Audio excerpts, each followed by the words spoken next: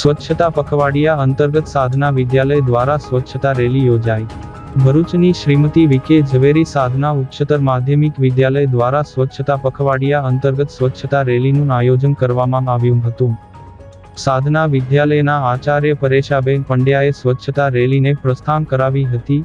આ સ્વચ્છતા રેલી દ્વારા લોકો પોતાના જીવનમાં સ્વચ્છતાને સામેલ કરે અને સ્વચ્છ ભારતના સંકલ્પને સાકાર કરે એવો સંદેશો વિદ્યાર્થીઓ દ્વારા આપવામાં આવ્યો હતો।